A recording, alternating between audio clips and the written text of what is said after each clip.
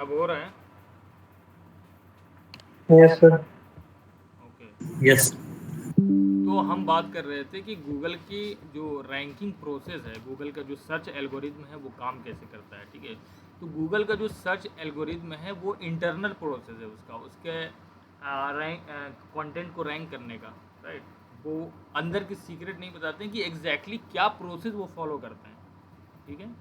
लेकिन कुछ चीज़ें, कुछ हिंट्स गूगल देता है आपको कि कैसे होता है वो काम, ठीक है। अब क्रॉल करता, अब क्रॉलिंग कैसे करता है इस चीज़ के बारे में गूगल ने नहीं बताया, ठीक है। इंडेक्सिंग कैसे करता है नहीं बताया, ठीक है। लेकिन उसने बताया है कि किस तरह से प्रोसेस हम फॉलो करते हैं, लेकिन उसका सीक्रेट किसी को नहीं पता है। अगर सीक्रेट अगर पता चल जाए तो उसका एक्सप्लॉयटेशन ज़्यादा होगा। जैसे आपने देखा होगा कि बहुत बार ब्लैक हैट तरीका लोग अपनाते हैं, ठीक है, जिसकी वजह से गूगल की जो वैल्यूज़ हैं, जो प्रिंसिपल्स हैं, ठीक है, वो वो हिट करेंगी या वो अफेक्ट करेंगी, राइट। तो मैं ये बता रहा था कि सबसे पहले क्रॉलिंग करता है गूगल। क्रॉल में क्या करता है, बॉट आया, बॉट ने देखा, ठीक है, कि कोई पेज है, कोई नया अपडेटेड पेज आपने डाला है या हटाया है, जो भी है।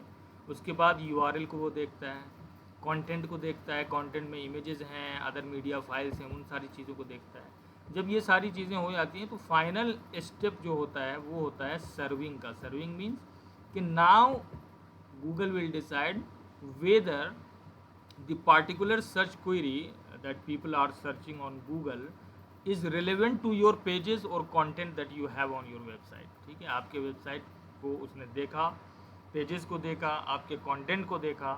फिर जब कोई किसी चीज़ को सर्च करता है तो फिर उसके रेलेवेंसी के हिसाब से कि आपका कंटेंट कितना रिलेवेंट है, कितना मैच करता है यूज़र्स के क्वेरी से, तब जाकर वो दिखाता है, ठीक है। But how does the Google algorithm work, right. तो इसका शॉर्ट आंसर यही है कि किसी को इसके बारे में पता ही नहीं है कि कैसे काम करता है, ठीक है। और इसके दो रीज़न हैं। पहला कि ये गूगल का अपना बिजनेस सीक्रेट है, अगर इसने बता दिया, ठीक है, तो कंपनीज की वैल्यू ख़राब होंगी, ठीक है, या उसके उसके और दूसरी बात ये है कि अगर उसने पब्लिकली इस चीज़ को उजागर कर दिया, इस चीज़ को बता दिया, ठीक है, तो बहुत सारे लोग क्या करते हैं, उस सिस्टम को अपने फेवर में करने के लिए बहुत सारा एक्सप्लॉयटेशन करेंगे गूगल का, ठीक है। बहुत सारे ब्लैक हेड तरीके अपनाएंगे, जो कि आपने देखा है। इसीलिए गूगल के बहुत सारे अपडेट्स आते हैं कि ये पेनाल्टी, वो पेनाल्टी, जैसे गूगल पैंडा हो गया, एग्जैक्ट मैट डोमेन हो गया, वो आगे हम डिस्कस करेंगे।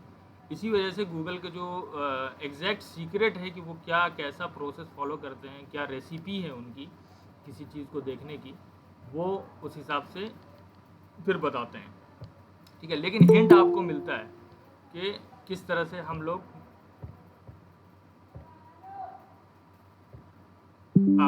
इस प्रोसेस को करते हैं आपके कंटेंट को रैंक करने के लिए, ठीक है। लेकिन अगर मान लीजिए कि इसने अपने सारे सीक्रेट्स, अपने जितने भी एल्गोरिदमिक प्रोसेस हैं उसने पब्लिक कर दिया, तो क्या होगा। इससे यही होगा कि मान लीजिए सर्च कोई कुछ कर रहा है, उसका रिजल्ट कुछ आ रहा है, राइट, जो कि गूगल के लिए तो बहुत ही ज़्यादा ख़तरनाक साबित होगा, उसके बिजनेस के लिए ख़तरनाक साबित होगा, ठीक है। तो इन्हीं सब वजह की वजह से गूगल कभी भी अपने इंटरनल प्रोसेस सीक्रेट इस चीज़ के बारे में, एल्गोरिथम के बारे में पब्लिकली नहीं बताता है, ठीक है, ताकि वो But अनहेल्प sir, every other social media app release their algorithm time to time. So how it is different from that? सबका अपना अपना है। अब वो सोशल मीडिया कैसे काम करता है उनका अपना है, गूगल कैसे काम करता है उनका अपना है। लेकिन आपको एग्जैक्ट नहीं पता चलेगा कि ये एल्गोरिथम काम कैसे करता है, ठीक है। आप फेसबुक पे भी जाएंगे, फेसबुक पे ऐड चलाएंगे, आपका ऐड अकाउंट शट डाउन कर दिया जाता है, ठीक है। वो सिर्फ बोलेंगे आपने पॉलिसी वायलेट की है, बट ये नहीं बताएंगे कौन सी पॉलिसी, कैसे पॉलिसी वायलेट की है, राइट। तो उनके जो बॉट्स हैं, उनकी जो मशीन है, वो ऑटोमेटिकली आपको बैन करते रहते हैं। फिर आप अपील करते हो, फिर मैनुअली चेक होता है। तो इसका कोई रेसिपी नहीं है, राइट। तो वो So, sir, it कैसे, means everyone has their own techniques and tools. या डेफिनेटली उनका अपना टेक्निक्स है, अपना टूल है, जिसके बारे में वो कभी बताएंगे भी नहीं आपको, ठीक है, कि कौन से बॉट्स हैं, बॉट कैसे काम करता है उनका, राइट। सो अनहेल्पफुल रिजल्ट, जो सर्च रिजल्ट है उसको हटाने के लिए गूगल ने बहुत सारे अपडेट जो है टाइम बाय टाइम, आप देखते होंगे कि ये 200 300 400 इस तरह के अपडेट्स गूगल के आते हैं। कुछ बड़े होते हैं अपडेट्स, कुछ छोटे होते हैं, ठीक है। तो इनके जो एल्गोरिज्म है, इनका जो अपडेट है, आ, या जो ये डिफरेंट डिफरेंट पॉलिसीज़ लेके आते हैं, इसका सबसे अच्छा तरीका है कि इनके ऑफिशियल कम्युनिकेशन चैनल, उनसे आप कनेक्टेड रहें, ताकि आपको पता चले कि नए नए क्या क्या अपडेट्स आए हैं, ताकि you should be on their good parts, ताकि आपको किसी भी किस्म की कोई परेशानी का सामना ना करना पड़े आपको कंटेंट को रैंक करने के लिए।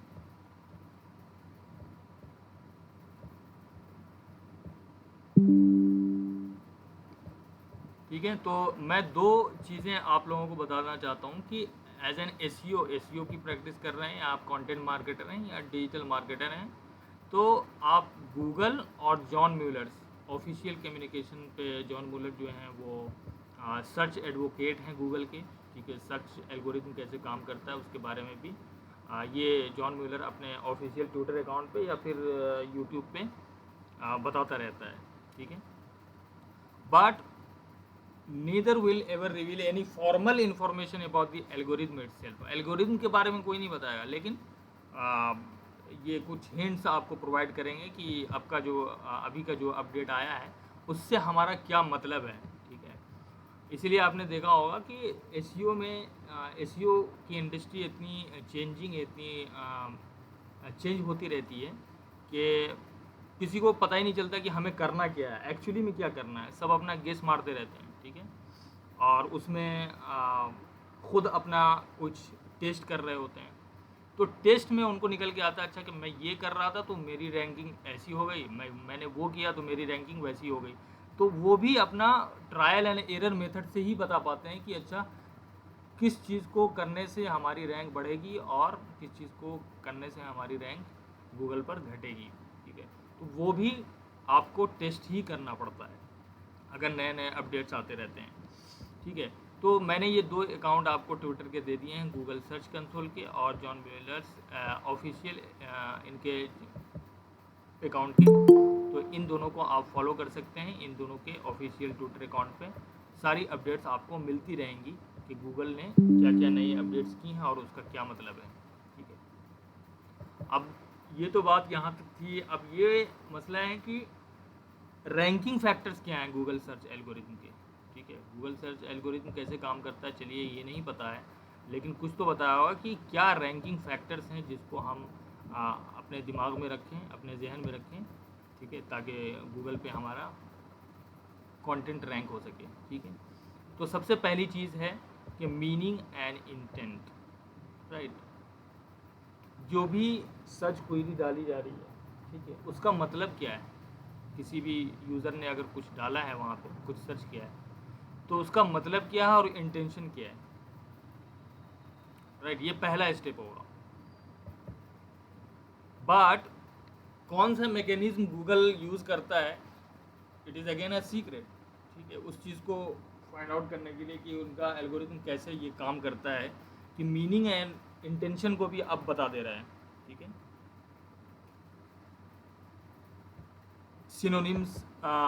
सिनोनिम्स इवन आप जब यूज़ करेंगे, कि अब गूगल ये भी बता देता है, 5 साल इस सिस्टम को बिल्ड करने में लगा, सिनोनिम्स को बनाने में इनके, कि changing a light bulb mean the same thing as replacing a light bulb, right.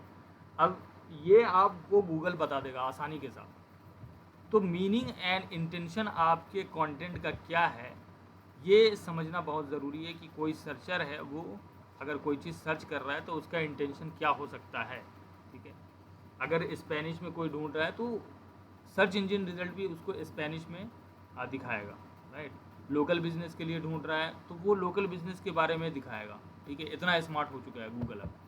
तो दूसरी बात ये है कि फ्रेशनेस, आपका कंटेंट कितना फ्रेश है। जैसे कि मान लीजिए टेस्ला का स्टॉक हो गया या फिर रिलायंस का स्टॉक हो गया, ठीक है, हीरो होंडा का स्टॉक हो गया, राइट, किसी भी चीज़ का स्टॉक है, तो स्टॉक प्राइस तो बिल्कुल ही फ्रेश होना चाहिए। मान लीजिए किसी ने 1 महीना पहले का स्टॉक प्राइस डाल रखा है टेस्ला का, तो जाहिर सी बात है अगर मैं टेस्ला का स्टॉक प्राइस ढूंढ रहा हूँ गूगल पे, तो वो 1 महीने का तो रिलेवेंट नहीं होगा। तो गूगल को इस चीज़ से भी पता चल जाता है कि कौन सा कितना फ्रेश कंटेंट है, ठीक है, कितना अप टू डेट है इन्फॉर्मेशन। और वो न्यूज़ के मामले में ज़्यादातर होता है, न्यूज़ है, ठीक है, स्पोर्ट्स हैं, राइट, स्टॉक प्राइजेज हैं। तो इन सब चीज़ों को हमेशा अप टू डेट रखना ही चाहिए। इसीलिए कहा जाता है कि आप जब भी कंटेंट लिखें, तो अगर कंटेंट में किसी भी किस्म की कोई तब्दीली आई है, कोई अपडेट आया है, ठीक है, अगर आपने 2 साल पहले किसी कंटेंट को लिखा था लेकिन वो चेंज होकर उसमें कुछ चेंजिंग आई है, तो कहा जाता है कि उस कंटेंट को आप दोबारा से अपडेट करके दोबारा से फिर उसे पब्लिश करें, राइट। उसके बाद है रिलेवेंस। रिलेवेंसी कितनी है आपके कंटेंट का, सर्च क्वेरी से कितना रिलेवेंट है, ये भी की रैंकिंग फैक्टर्स है गूगल के अंदर। इसीलिए ऑन पेज एसईओ बहुत ही इम्पोर्टेंस रखता है यहाँ पे, कि ऑन पेज एसईओ अगर आपने कर रखा है तो गूगल को ये पता चलता है कि वो पेजेस किस चीज़ के बारे में है, वो आर्टिकल, वो पोस्ट आपने जो लिखा है वो किस चीज़ के बारे में है, पूरी साइट किस चीज़ के बारे में है। इसलिए आप ऑन पेज एसईओ को कभी भी नज़रअंदाज नहीं कर सकते, राइट। ऑन पेज एसईओ बहुत ही ज़्यादा इम्पोर्टेंट है।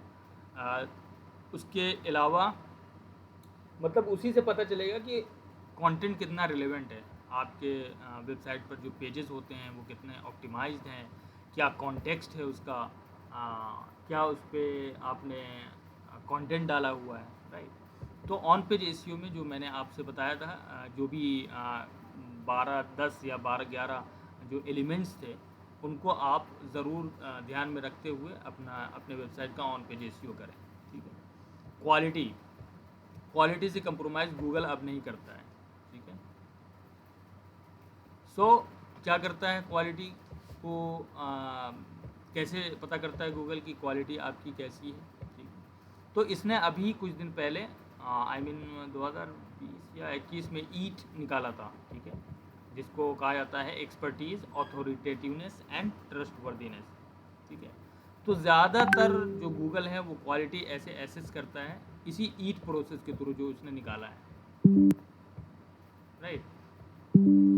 तो ईट में क्या होता है, ईट में ये होता है कि कोई भी कैटेगरी है, ठीक है, ईट है क्या दरअसल, ठीक है। ईट का मतलब है expertise, authoritativeness and trustworthiness is one of the most important parts of the Google algorithm, but it is not the final definitive judgement of the content quality. Google now actually employs human search quality raters to verify the algorithm. मतलब कि Google सिर्फ algorithm पर ही अब depend नहीं करता, बल्कि उसने human को भी उस चीज़ को शामिल कर लिया है, ठीक है।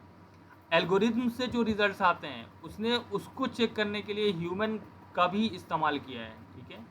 तो आप सोच सकते हैं कि कितना स्ट्रिक्ट हो गया है गूगल। इसलिए कंटेंट की क्वालिटी से तो आप कंप्रोमाइज़ कर ही नहीं सकते, ठीक है।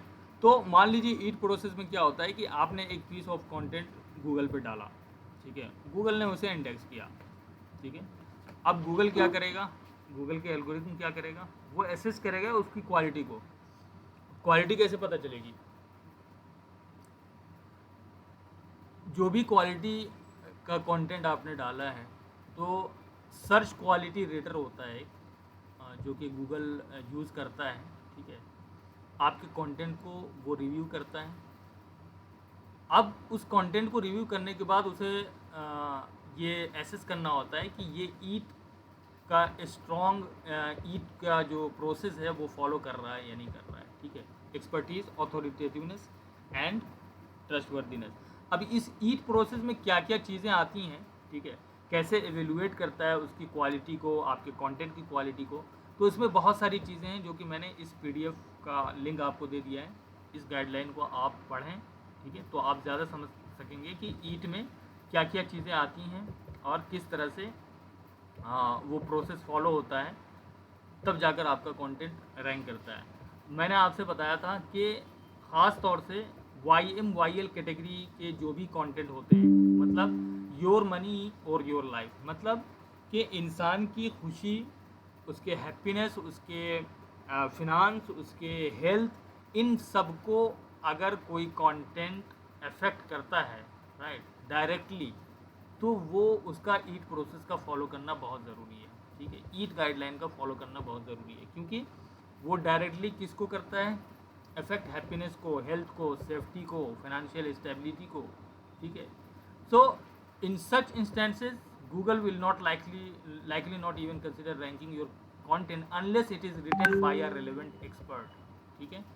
अगर इसमें एक्सपर्टीज आपकी नहीं दिखी, ट्रस्टवर्दीनेस नहीं दिखा, तो गूगल उसको रैंक ही नहीं करेगा। अभी मैं आपको बताऊं कि जितने भी कंटेंट हेल्थ वाले में यहाँ पे होते हैं वो सब के सब बड़ी बड़ी वेबसाइट आपको दिखेंगी, छोटी वेबसाइट गायब कर दिया गूगल ने यहाँ से, ठीक है। जैसे ये है nhs.uk है, healthline.com, ये बहुत बड़ी उसकी वेबसाइट। तो ये जब भी कंटेंट लिखते हैं तो आपने ये देखा होगा, ये देखिए, evidence based, right, written by Chris Gunnars BSc, medically reviewed by Katherine Marengo LDN RD nutrition. अब जाहिर सी बात है कि मैं वेट लॉस की बात कर रहा हूँ, तो इसमें न्यूट्रिशनिस्ट की ज़रूरत पड़ेगी हमें, राइट।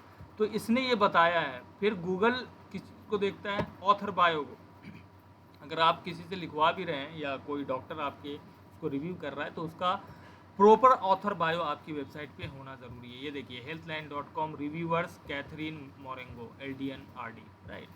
अब ये कौन है कैथरीन, इनके बारे में पूरी जानकारी उनको मिलनी चाहिए। वो पहले बिल्कुल ही स्कैन करते हैं पूरे गूगल को कि कैथरीन के बारे में पूरी जानकारी उनको चाहिए होती है।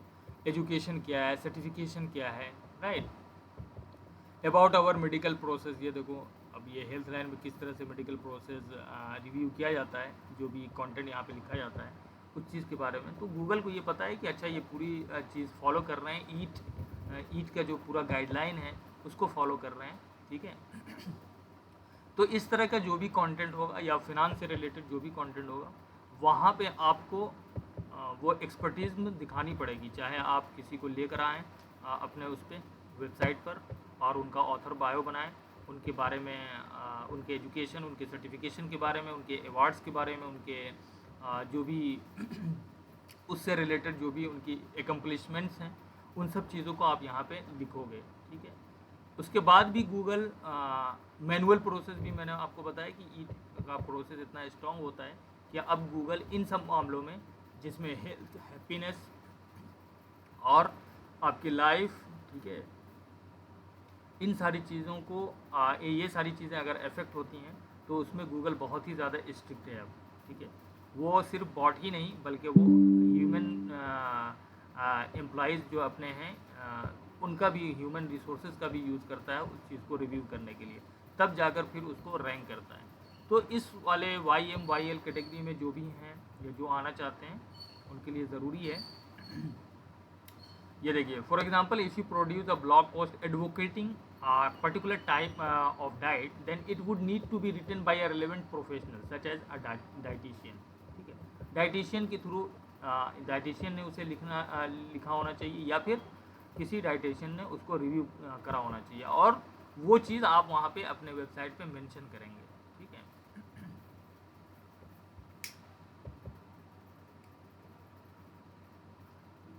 ठीक है।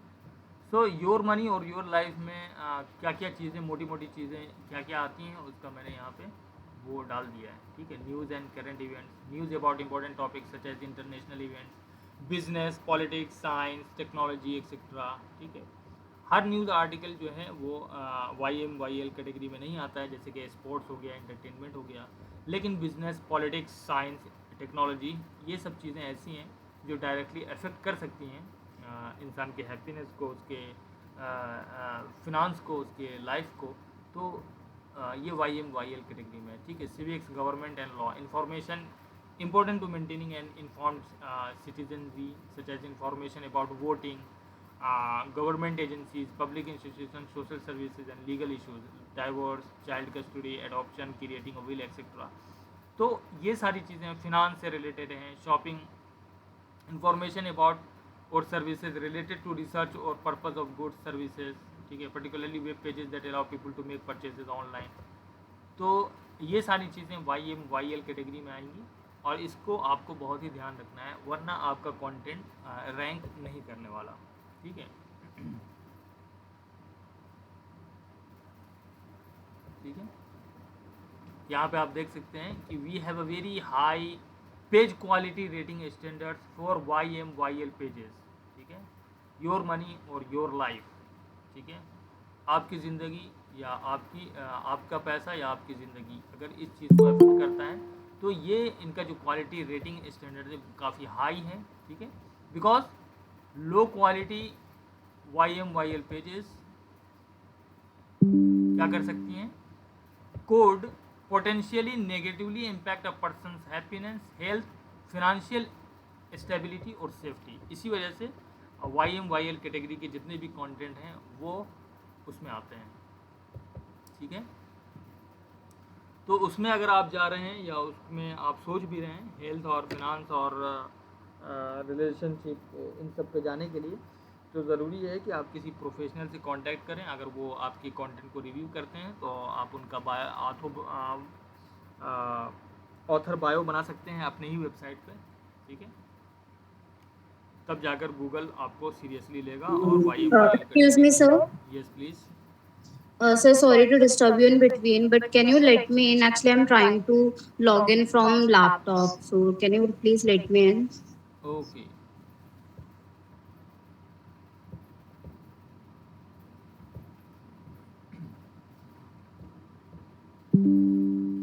ऑलराइट गाइस, यूज़र एक्सपीरियंस बहुत ज़रूरी है। यूज़र एक्सपीरियंस अगर अच्छा नहीं हुआ तो यूज़र एक्सपीरियंस गूगल कैसे पता करता है कि यूज़र एक्सपीरियंस कैसा है। मान लीजिए आपकी वेबसाइट पे हम आए, ठीक है, कभी कभी आपने देखा होगा बहुत सारे ऐड्स आ जा रहे हैं, मुझे दिक्कत हो रही है, मैं कट कर रहा हूँ, मैं इधर उधर जा नहीं पा रहा हूँ। ठीक है, तो या फिर आपके किसी भी कैटेगरी में गया या आर्टिकल पे गया और वहाँ से मैं भाग लिया। ठीक है, तो इससे क्या होता है, इससे गूगल को सिग्नल जाता है कि आपका जो पेज है या आपका जो कंटेंट है, एक तो वो रिलेवेंट नहीं है।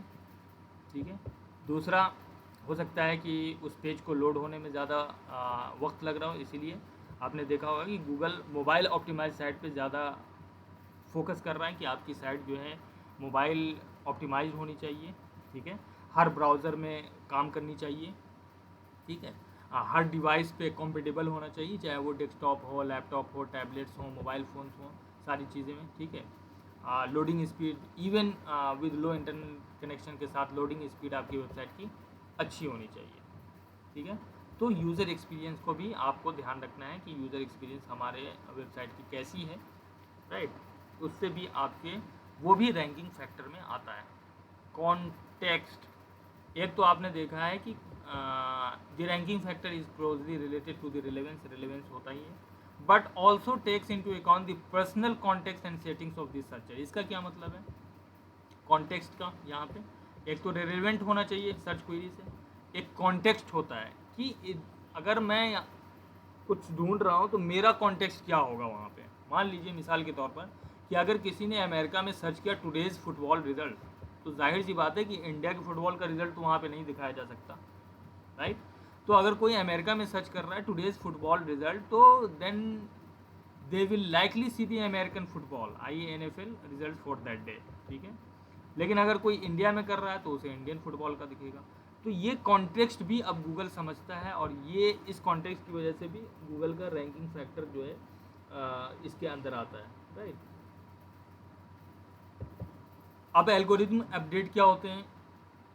ये एल्गोरिथमिक अपडेट जो गूगल के होते हैं ये काफ़ी डायनामिक हैं नेचर, मतलब ये चेंज होते रहते हैं।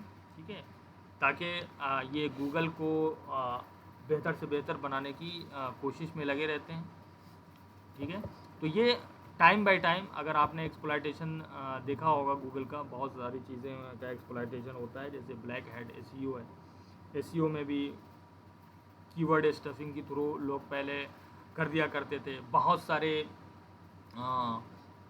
कंटेंट लिख दिया करते थे, डुप्लीकेट कंटेंट लिख दिया करते थे, जिससे उनको सर्च रैंकिंग मिल जाती थी। लेकिन अब गूगल इतना स्मार्ट हो चुका है कि अगर आपका कंटेंट गंदा है, बुरा है, कोई कॉन्टेक्स्ट नहीं है उसका, कोई इंटेंशन नहीं है, कोई मीनिंग नहीं है, तो आप भूल जाइए कि आपका कंटेंट अब रैंक करेगा। इतना स्मार्ट हो चुका है गूगल, राइट। तो जब भी अपडेट्स आती हैं तो आपने देखा होगा कि किसी साइट का कोर अपडेट जो आती हैं, बड़ी बड़ी अपडेट जो आती हैं, तो जो साइट ऊपर है बिल्कुल ही, वो कभी नीचे आ जाती है, जो नीचे है वो ऊपर चली जाती है, और इन सबको सुधारने में काफ़ी वक्त लग जाता है, राइट। किसी की रैंकिंग खो जाती है, किसी का बढ़ जाती है रैंकिंग, राइट, इन सब अपडेट्स की वजह से। तो इन सब अपडेट्स से बिल्कुल ही अप टू डेट रहने के लिए क्या करना है आपको, एक तो गूगल के web master search console, search central, Twitter पे आप उसको कनेक्ट कर सकते हैं, वहाँ पे बिल्कुल ही अपडेट्स आती रहती हैं। और कभी कभी ऐसा होता है कि गूगल अपने अपडेट के बारे में बताता भी नहीं है, ठीक है, वो बाद में पता चलता है, राइट, ताकि आप उसके अपडेट का कोई फ़ायदा ना उठा सकें, ये भी चेक करता है, ठीक है।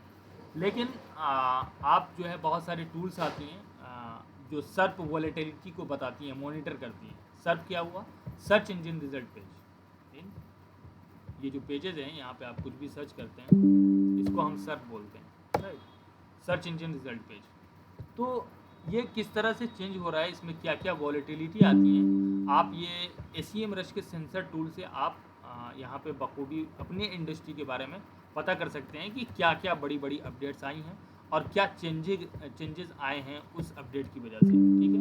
तो आप यहाँ पे जाओगे, SEM रश, यहाँ पे देखिए, देख सकते हैं आपके जॉब्स एंड एजुकेशन में ट्यूसडे जून 28 आज की तारीख है कि क्या है, ठीक है। हाई रेंज देखिए, आउट ऑफ 10 7.4 इसको मिला है, इसके इंटेंसिटी के बारे में, कि position changes for numerous sites. जो पहले रैंक पे थे वो कहीं और फेंका गए हैं, जो नीचे थे वो ऊपर आ गए हैं, right. Google results are shaking up, ठीक है, वो शेक कर रहा है गूगल रिजल्ट, इधर से उधर हो रहा है, right. So this may be a sign of a possible algorithm change. जब ऐसा हो तो आप इसको एक एल्गोरिदमिक चेंज का वो समझें, पार्ट समझें, ठीक है। और अपनी साइट को चेक करें कि if your site has been affected, ठीक है, जो कि गूगल सर्च कंसोल में अगर आप जाएंगे तो आपको पता चलेगा कि ट्रैफिक जो आपकी पहले थी वो नहीं है और वो नीचे आ चुकी है, ठीक है, या फिर ऊपर जा चुकी है, राइट गाइस। और आप अपने इंडस्ट्री के हिसाब से यहाँ पे आप कैटेगरीज देख सकते हैं, ऑल कैटेगरीज में आप देख सकते हैं, आर्ट्स एंड एंटरटेनमेंट है, ऑटो एंड व्हीकल्स हैं, ब्यूटी एंड फिटनेस है, राइट, होम एंड गार्डन है।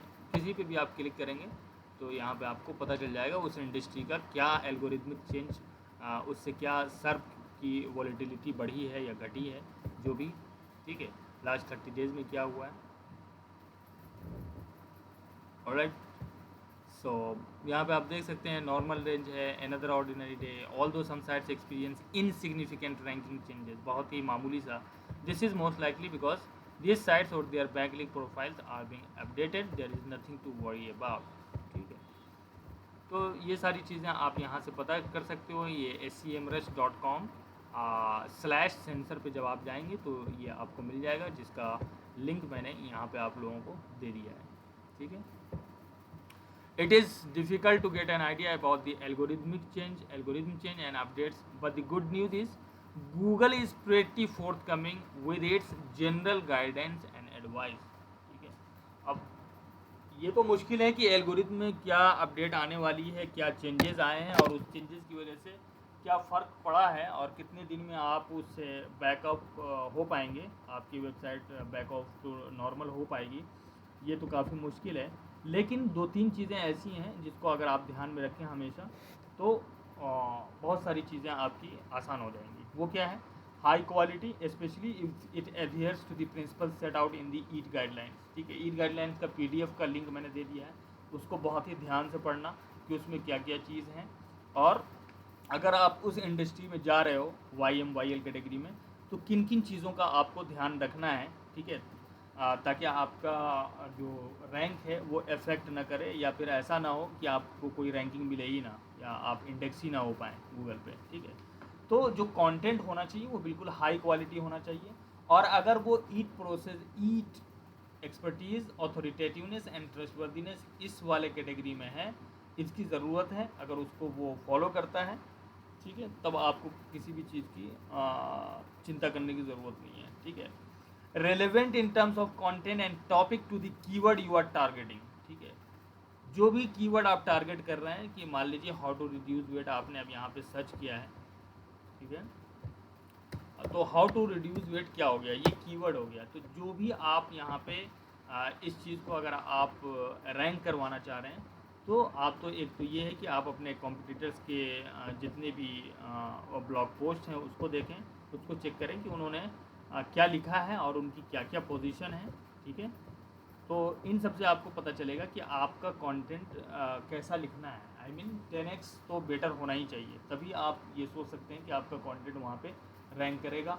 और दूसरी बात ये है कि जो भी कीवर्ड आप टारगेट कर रहे हैं उससे रिलेवेंट कंटेंट है या नहीं है, ठीक है। ऐसा नहीं है कि आप एप्पल कंप्यूटर्स को टारगेट कर रहे हैं और उसमें बात कर रहे हैं कि एप्पल की खेती कैसे करें, राइट।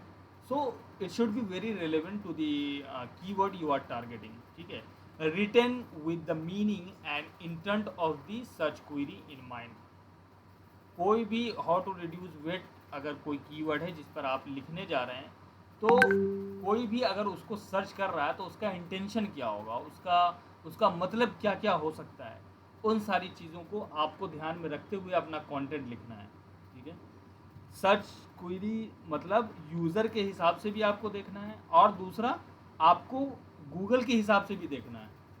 इन दोनों के हिसाब से जब आप देखेंगे तभी आप एक अच्छा कंटेंट प्रोड्यूस कर सकते हैं।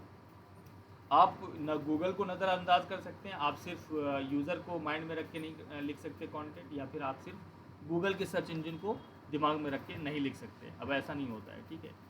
दोनों ही को आपको दिमाग में रख के कंटेंट लिखना पड़ेगा।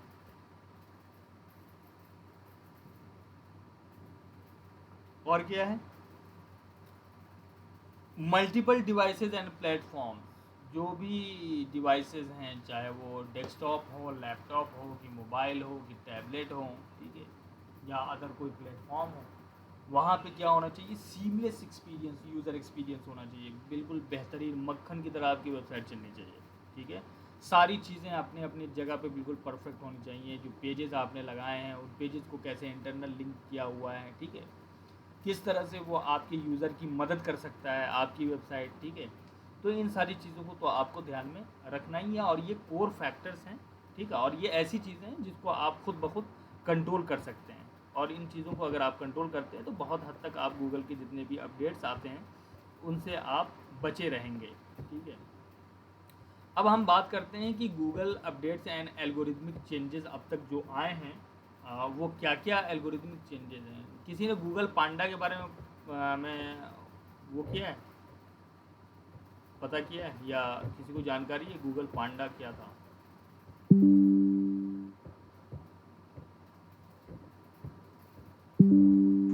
No sir. Okay, Google Panda जो अपडेट आया था वो गूगल के सर्च रिजल्ट को बेहतर बनाने के लिए आया था। उसका क्या मतलब है, मीन्स कि जो भी डुप्लीकेट कंटेंट थे या थिन कंटेंट, ऐसे कंटेंट जो कि रीडर को कोई वैल्यू नहीं प्रोवाइड कर रहे हैं, वो for the sake of content writing या for the sake of ranking on Google जिसने भी लिखा था, उस चीज़ को पेनलाइज करने के लिए ये गूगल पांडा एक पेनल्टी लेके आया था गूगल, ठीक है। और उससे बहुत सारी वेबसाइट जो हैं अफेक्ट हुई थी, राइट।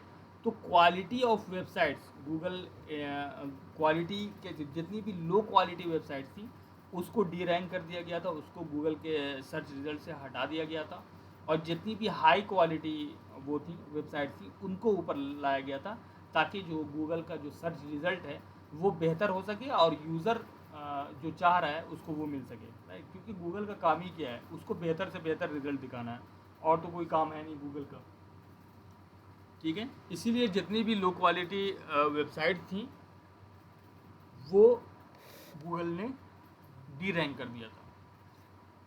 और पहले क्या होता था, पहले जो सबसे पहले ये अपडेट आया था उसमें क्या होता था कि जो ख़राब कंटेंट है सिर्फ वही मान लीजिए आपके इस वेबसाइट पे, आपकी वेबसाइट है ये पूरी, उसमें सिर्फ एक ऐसा कंटेंट था, मान लीजिए कि ये 12 tip to help you lose weight, ये वाला जो आपका आर्टिकल है, सिर्फ इसी में थिन कंटेंट है, इसी में डुप्लीकेट कंटेंट उसको नज़र आया, या इसमें ही लो क्वालिटी उसको नज़र आई, तो वो क्या करता था, सिर्फ इस वाले पेज को या इस वाले पोस्ट को डी रैंक करता था। लेकिन अब क्या होता है, अब ये है कि अगर उसने थिन कंटेंट आपके वेबसाइट पे पाया या लो क्वालिटी कंटेंट आपकी वेबसाइट पे पाया, तो वो पूरी की पूरी डोमेन को जो है वो पेनलाइज कर देता है गूगल पांडा से, ठीक है। तो ऐसा नहीं है कि वो पेजेस एंड सब पेजेस को अप करता है, बल्कि पूरे का पूरा जो आपका डोमेन है, जो आपकी वेबसाइट है, वो पूरा का पूरा ही पेनलाइज हो जाएगी और वो कभी भी फिर रैंक नहीं कर पाएगी अनटिल और unless you start adding more relevant and unique content to your website, ठीक है। तो गोल क्या था पांडा अपडेट का? गोल था कि जितनी भी लो क्वालिटी वेबसाइट हैं वो सर्च रिजल्ट से हटा दी जाएं और जितनी भी टॉप क्वालिटी वेबसाइट हैं उसको सर्च में जगह दिया जाए, ठीक है।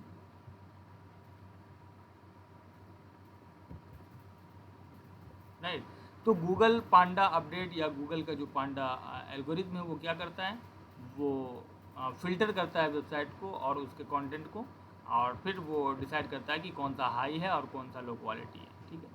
बट कैसे पता चलेगा कि कौन सी जो क्वालिटी ऑफ वेबसाइट है वो कैसे डिटरमिन करता है गूगल, ठीक है। तो उसके बारे में उसने कुछ हिंट आपको दे रखे हैं कि हम लोग कैसे डिटरमिन करते हैं कि कोई वेबसाइट कैसे हाई क्वालिटी है और लो क्वालिटी है, ठीक है। Not a lot of unique content means कि आपका भी कंटेंट वैसे ही है जैसा और भी बहुत सारे वेबसाइट या आपने ब्लॉग पे देखे हैं, ठीक है।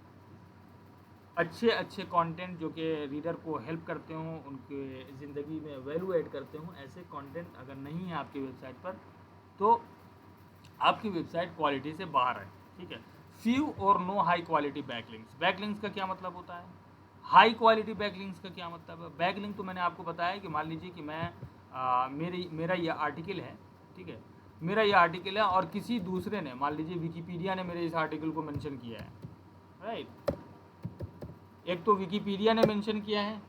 अब विकीपीडिया क्या है? विकीपीडिया एक ट्रस्टवर्दी वेबसाइट है गूगल की नज़र में, जाहिर सी बात है। आपके बहुत सारे रिजल्ट्स ऐसे होंगे कि विकीपीडिया ही को सबसे ऊपर लेके आता है वो, राइट। विकीपीडिया ही आप सबसे टॉप पोजीशन पे देखेंगे विकीपीडिया के रिजल्ट्स को। तो Wikipedia is a very trustable and authoritative website है गूगल की नज़र में, इसकी अथॉरिटी ऑलरेडी बनी हुई है। तो अगर विकीपीडिया ने आपके आर्टिकल को मेंशन किया है, इसका मतलब है कि आपकी भी अथॉरिटी बन गई गूगल की नज़र में। उसी को बैकलिंक कहते हैं कि आप विकीपीडिया ने अगर आपके वेबसाइट को मेंशन किया है तो गूगल को ये लगेगा कि अच्छा Wikipedia is a very trustworthy website जो गूगल लव करता है। Google I mean they love their content and they love what they are doing on their websites, ठीक है। तो उससे क्या होगा, उससे आपकी अथॉरिटी भी बढ़ेगी। इसी से डोमेन रैंक बढ़ता है, डोमेन अथॉरिटी बढ़ती है जब आपको किसी दूसरे ट्रस्टवर्दी वेबसाइट से आपको कंटेंट बनिस्बत के किसी नए वेबसाइट से आपको लिंक मिला हो जो गूगल जिसको जानता भी नहीं है या वो रैंक भी नहीं किया है, ठीक है। तो किसी भी वेबसाइट से आपको रैंक वो नहीं लेना है, बैक लिंक नहीं ले लेना है, ठीक है। आपको ये देखना है कि कौन सी ट्रस्टवर्दी वेबसाइट है जिस पे मेरा लिंक जा सकता है, राइट। तो या तो बिल्कुल ही जो भी क्वालिटी ऑफ वेबसाइट कैसे डिसाइड करता है, या तो कंटेंट आपका यूनिक नहीं है, बहुत सारे वैसे ही सेम कंटेंट आपको और भी बहुत सारे वेबसाइट पे मिल जाएंगी। Few or no high quality, बहुत कम बैकलिंक आपके वेबसाइट पर हैं। तो अगर नई वेबसाइट है तो कोई प्रॉब्लम नहीं, इससे यहाँ पे परेशान होने की ज़रूरत नहीं है कि आपके पास बैकलिंक नहीं है।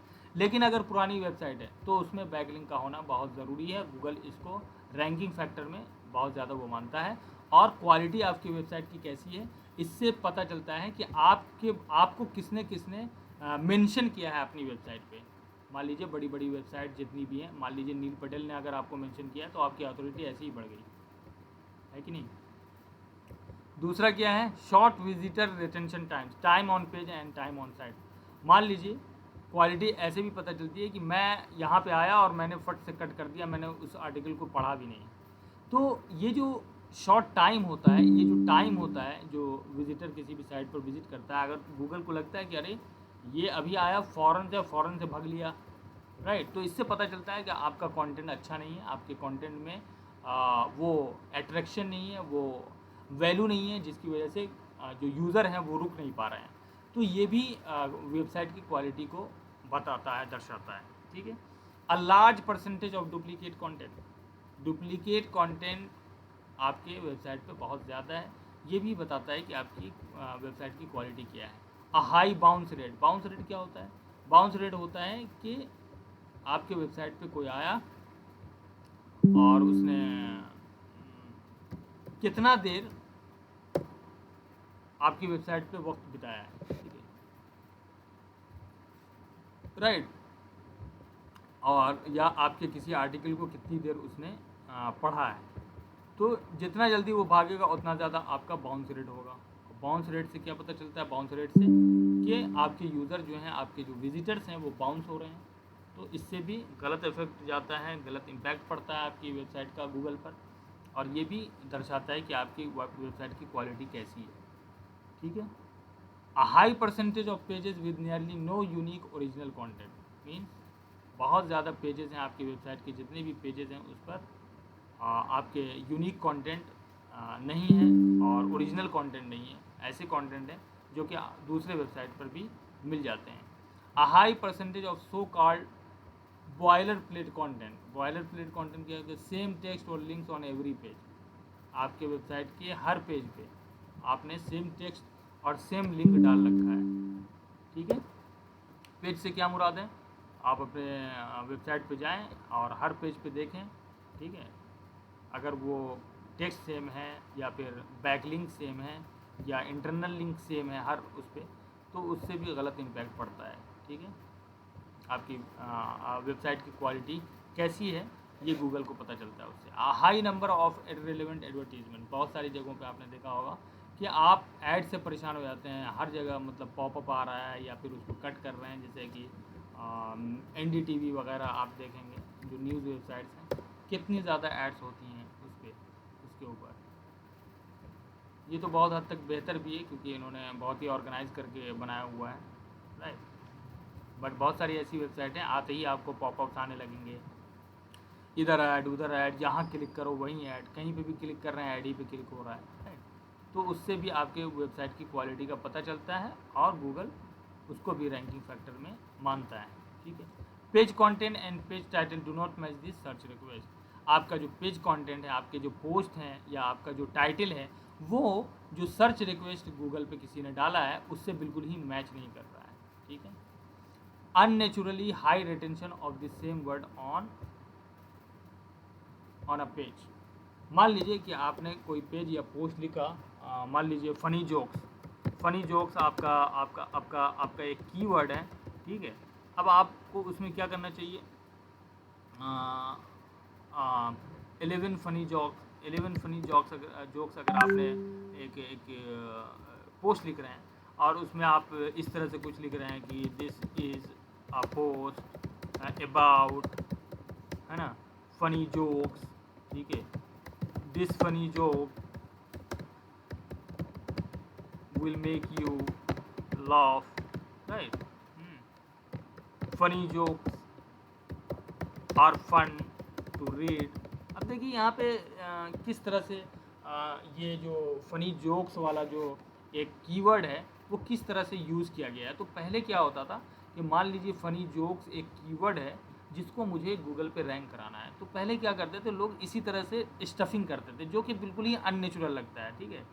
बिल्कुल बच्चों जैसा एक आर्टिकल लिखा हुआ, this is a post about funny joke, this funny joke will make you laugh, funny jokes are fun to read. तो अब इस तरह के कंटेंट बिल्कुल ही नहीं चलते हैं, ठीक है। So unnaturally high retention of this same word on a page, ठीक है। सेम वर्ड का यूज़ आप उस पेज पे बिना मतलब अननेचुरल तरीके से आपने, जैसे कि मैंने अभी आपको बताया दिखा के, उस तरह का यूज़ आप कर रहे हो, तो ये भी आपकी क्वालिटी, वेबसाइट की क्वालिटी को दर्शाता है और उससे रैंकिंग में प्रॉब्लम आती है, ठीक है। सो इफ़ गूगल और rather the panda filter identifies this factors on a website, ऊपर जितने भी फैक्टर्स अगर आपको दिखाए गए हैं, ये सारे फैक्टर्स अगर उसने आइडेंटिफाई किया तो क्या होता है, वो सर्च विजिबिलिटी जो है उसकी आपके गूगल पर कम हो जाती है और the website is then affected by Panda update, right. और जब ऐसा होता है तो ऐसा है कि मान लीजिए कि आपका वेबसाइट का जो ट्रेंड है, जो विजिटर्स का ट्रेंड है, वो इस तरह था, इतने लोग आते थे, लेकिन जैसे ही वो रैंकिंग ख़त्म हुई, आपकी वेबसाइट कहाँ आके गिरी? यहाँ आके गिरी, राइट। यहाँ थी और वहाँ से गिर के कहाँ आ गई? अगर इस तरह का ट्रेंड अगर आप अपनी वेबसाइट पे भी देखते हैं तो more likely then you are affected by Google Panda update, ठीक है गाइस। अब क्या है, what to do if you are affected by Google penalty? Google Panda update की वजह से गूगल का पैंडा पेनाल्टी अगर आप पे लग गया है तो क्या करना चाहिए, राइट। पहली बात तो ये है कि ये Google panda is a domain level penalty. ऐसा नहीं है कि जिस पेज पे थिन कंटेंट है, ख़राब कंटेंट है या लो क्वालिटी कंटेंट, ऐसा नहीं है कि एक पेज ही को वो करेगा, वो हिट करेगा या इफेक्ट करेगा, बल्कि वो पूरे के पूरे डोमेन, पूरे की पूरे वेबसाइट को ही इफेक्ट कर देगा, ठीक है। This means if earlier you have had low quality content, it was your content that was penalise, ठीक है। लो क्वालिटी कंटेंट है अगर आपकी कोई थी तो पहले क्या होता था, सिर्फ कंटेंट ही पेनलाइज किया जाता था और उसको डी रैंक कर दिया जाता था। लेकिन अब now but if you have low quality content, your complete domain will be penalise, ठीक है। आपका पूरा का पूरा डोमेन ही पेनलाइज हो जाएगा। सो गूगल के पैंडा पेनाल्टी से बचने के लिए सबसे ज़रूरी चीज़ क्या है कि लो क्वालिटी कंटेंट को हटाकर आपको उसमें क्या ऐड करना है, हाई क्वालिटी कंटेंट्स जो कि रिसर्च बेस्ड है, एविडेंस बेस्ड है, उस तरह की कंटेंट को आपको अपने वेबसाइट पे लाना है, तभी आप गूगल के पैंडा से बच पाएंगे या ख़त्म हो पाएगा आपका, राइट। तो जॉन म्यूलर ने एक बार लिखा था, मैंने उसका ट्विटर पढ़ा था कि अगर आपकी वेबसाइट पे लो क्वालिटी कंटेंट है और वो पैंडा हिट हो गया है, पैंडा पेनाल्टी लग गई है और आपकी सर्च विजिबिलिटी ख़त्म हो गई है, रैंकिंग कम हो गई है, तो उसका एक ही तरीका है कि आप लो क्वालिटी कंटेंट को रिमूव करने के बजाय हाई क्वालिटी कंटेंट वहाँ पे ऐड कर दें।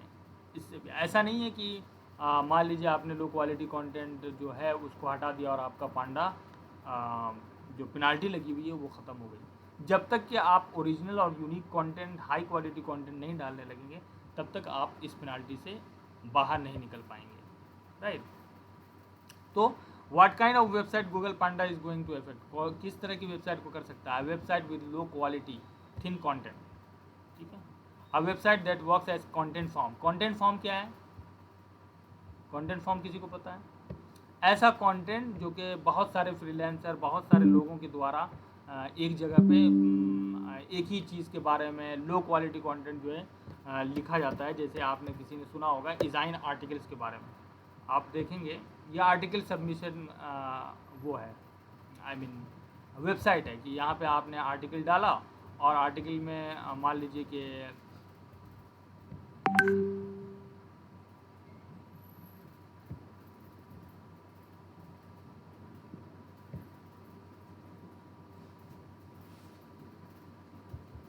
Design article was hit by Panda update. अब यहाँ पे आप देख सकते हैं कि ये आर्टिकल कोई भी लिखता है, यहाँ पे डिज़ाइन आर्टिकल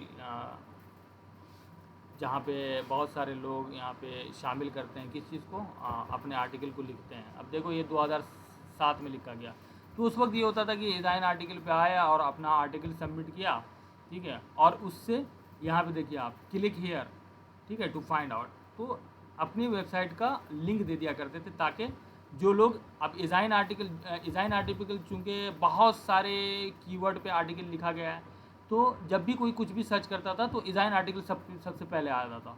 तो उससे क्या होता था, उससे ये होता था कि अगर आप यहाँ पे आर्टिकल सबमिट कर रहे हैं तो उससे क्या होता था कि इस वेबसाइट से जब इस आर्टिकल को आपके लोग पढ़ेंगे, क्योंकि डिज़ाइन आर्टिकल पे करोड़ों आर्टिकल छप रहे हैं रोज़ाना, तो जाहिर सी बात है कि ये एज अ कंटेंट फॉर्म काम कर रहा है कि इस पर बहुत सारे कंटेंट आ रहे हैं, तो गूगल इसी को रैंक करता था।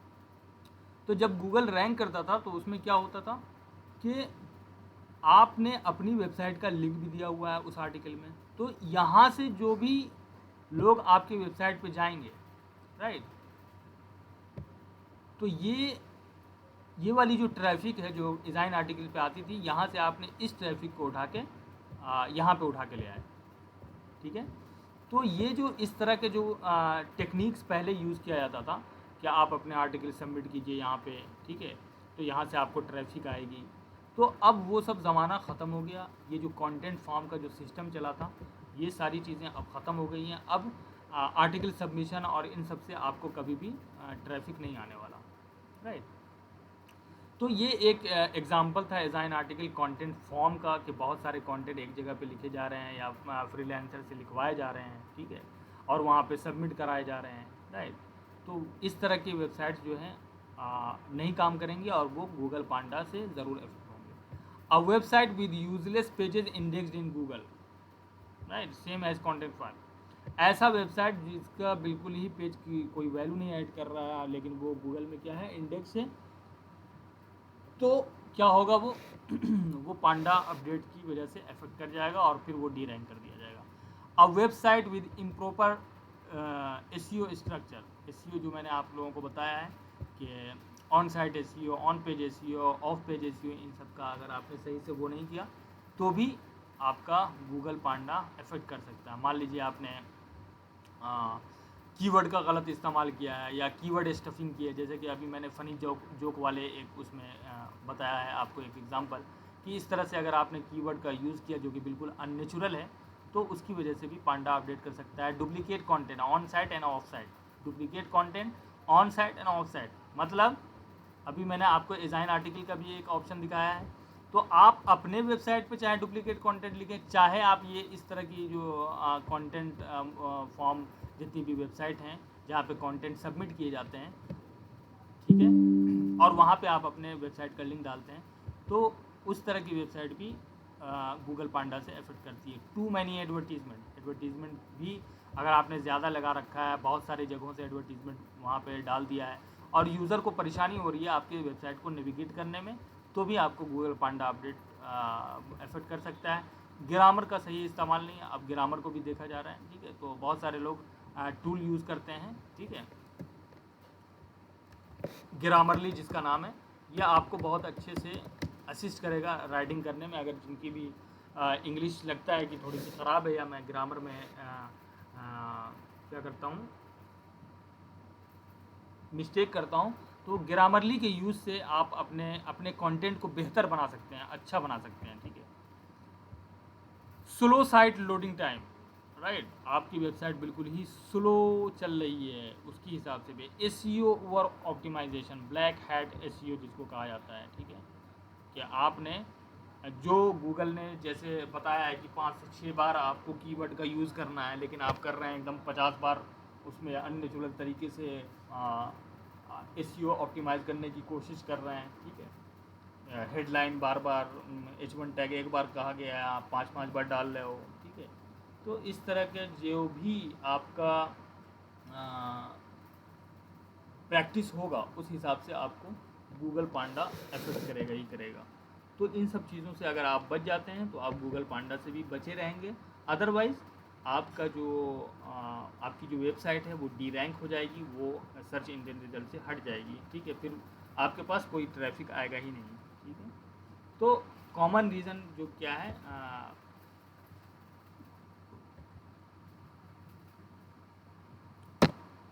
कॉमन रीज़न क्या है पांडा पेनाल्टी का, लो क्वालिटी कंटेंट, ठीक है, टू शॉर्ट, मतलब 300 500 वर्ड 200 वर्ड, सिर्फ इतने से अब काम नहीं चलने वाला। पहले हो जाता था, बट आपको वेल रिसर्च आर्टिकल लिखने पड़ेंगे, क्योंकि इतना ज़्यादा कंपटीशन है। अगर आप कुछ भी लिखने जा रहे हैं तो ज़रूर कोई ना कोई आर्टिकल वहाँ पे आपको गूगल पे मिल जाएगा।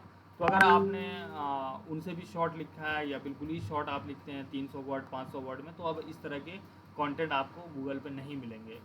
सब अब लॉन्ग फॉर्म कंटेंट है और वेल रिसर्च कंटेंट है, जिसमें स्टैटिस्टिक्स का इस्तेमाल किया जाता है और जिफ्स का इस्तेमाल किया जाता है, विजुअल प्रेजेंटेशन दिया जाता है और इन्फोग्राफिक्स का यूज़ किया जाता है। तो इस तरह के जो भी कंटेंट होते हैं वो रैंक करते हैं, और अगर आपका लो क्वालिटी कंटेंट है, इन सब चीज़ों का अगर आपने यूज़ नहीं किया है अपने कंटेंट पे, तो फिर गूगल का पांडा पेनाल्टी आपको लग सकता है। पुअर ग्रामर है, ऐड कंटेंट रेशियो है ना, ऐड का और कंटेंट का रेशियो जो है वो सही है या नहीं है। ऐसा है कि आपने कंटेंट कम डाल रखा और ऐड पूरी वेबसाइट पे भर दिया है, ठीक है। लिंक जो है ब्रोकन लिंक्स आपकी वेबसाइट पे ज़्यादा हैं, ठीक है। Less CTR from search engine, poor meta title, weak meta description. तो सर्च इंजन पर लेस CTR क्या है? CTR क्या होता है? CTR होता है क्लिक थ्रू रेट, ओके। अब less CTR from search engine मतलब सर्च इंजन पे अगर आपका आर्टिकल है, मान लीजिए मैंने किया हाउ टू रिड्यूस वेट का, अभी हम लोग कर रहे थे, मान लीजिए कि मैंने ये सर्च किया, अब बहुत सारे यूज़र्स जो सर्च कर रहे हैं इस वाले उसको, वो इस वाले आर्टिकल को नहीं पढ़ रहे हैं, राइट, और इसको पढ़ रहे हैं।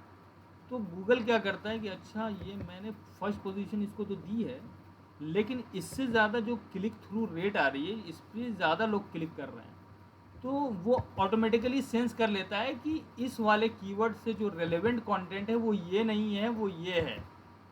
इसीलिए आप कभी कभी देखते होंगे कि पोजीशन जो है वो चेंज होती रहती है, किसी की जो फर्स्ट पोजीशन है वो उसको फेंक देगा 10 पोजीशन पे, राइट। तो और ये इस वजह से भी होता है पुअर, एक तो मेटा टाइटल कि आपने टाइटल अट्रैक्टिव यूज़ किया है या नहीं किया है। ऐसे टाइटल आपको यूज़ करना है कि लोग जो है ना उस पर क्लिक किए बिना रह ना पाएँ, राइट। या फिर आपने उसका जो मेटा डिस्क्रिप्शन है वो सही नहीं लिखा है। मेटा डिस्क्रिप्शन मैंने आपको बताया था कैसे लिखना है, ठीक है।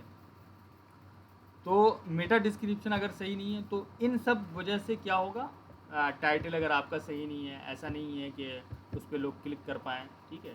वीक मेटा डिस्क्रिप्शन है, राइट। तो इन सब की वजह से CTR क्या हो जाता है, वो लो हो जाता है।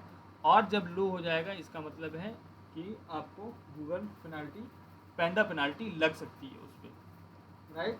अब नेक्स्ट जो हम